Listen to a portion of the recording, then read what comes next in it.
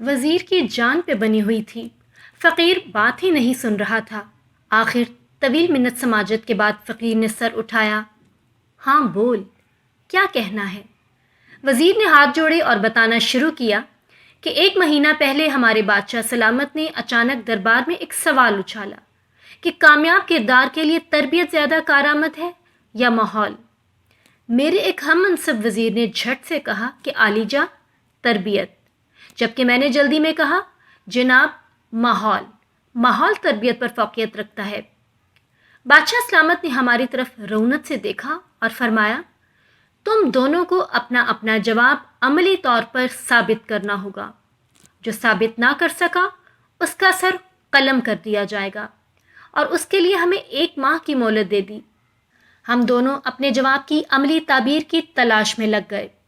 میں سوچ کے پاگل ہونے کے قریب تھا، لیکن اچانک 24 دن بعد میرے ہم منصب نے گویا میری موت کے پروانے پر دستخط کر ڈالے اور دربار میں اپنے جواب کو عملی طور پر ثابت کرنے کی اجازت چاہی۔ اجازت ملنے پر اس نے دربار میں کھڑے ہو کر تالی بجائی۔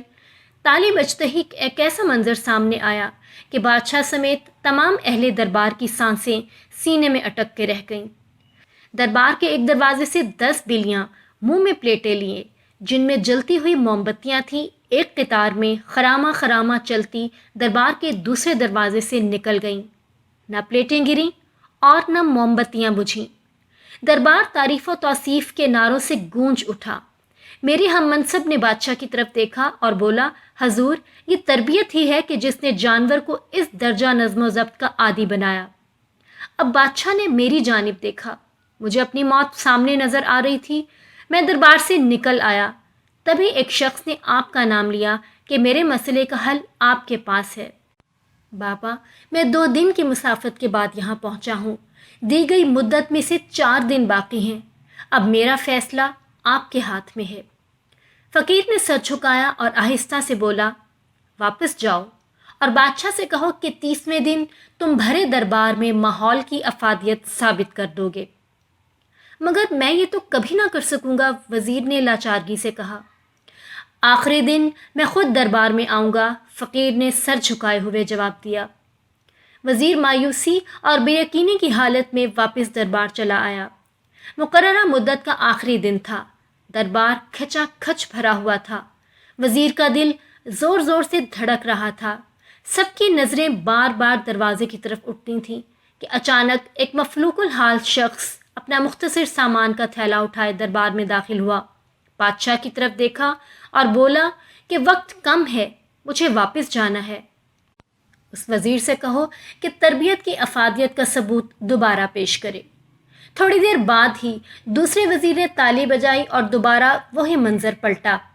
دربار کے دروازے سے 10 بلیاں اسی کیفیت میں چلتی ہوئی سامنے والے دروازے کی طرف بڑھنے لگیں۔